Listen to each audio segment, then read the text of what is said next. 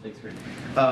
I understand that you're not going to address the indictment of the former president directly, but I wanted to ask you about some of the rhetoric that has emanated around it. And in particular, several Republican lawmakers and presidential candidates have talked about this idea that the federal government, in this case the Justice Department, is being weaponized against the president's political opponents.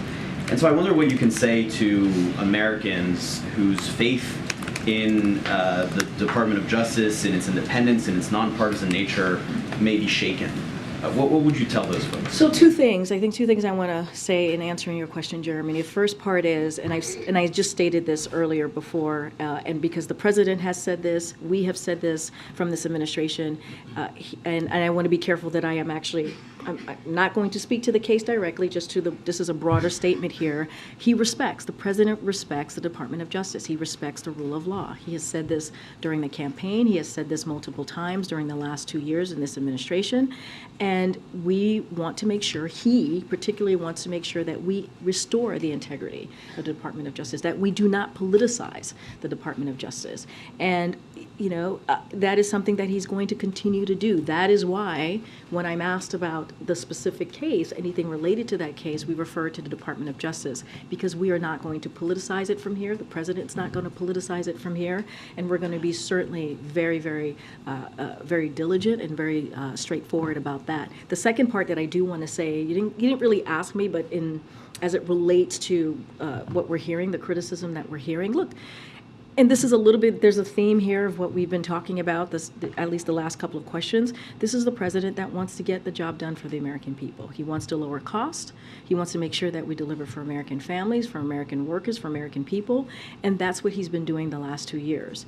And so he would love to work in that, good faith, with congressional leaders, Republicans, across, Republicans in the House and the Senate to do just that, continue to create jobs, continue to build on the successes that we've seen the last 2 years as we talk about the economy, continue to make sure that we're strengthening Medicare, Social Security. Those are the things that the president really wants to do, and he wants to do that in a bipartisan way, and that's going to be our focus. That's what the president is going to continue to focus on. So in addition, though, to attacking the integrity of the Justice Department, some of the former President Trump's allies have also talked in pretty bellicose terms about what's happening.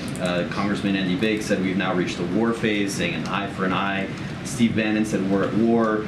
Carrie Lake suggested that President Biden, the Attorney General Garland, and the special counsel would have to go through millions of gun-owning Americans to get to the former president.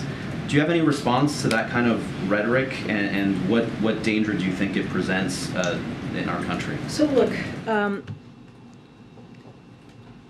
what I will say is what I just kind of reiterated, what the president's focus is on. He's focusing on delivering for the American people. As it relates to any kind of protest, we have said this before, we have said this in other iterations of this, is that we are always prepared and don't want to speculate from here. And I think the Admiral kind of stated this as well, as how we just function on a day-to-day basis.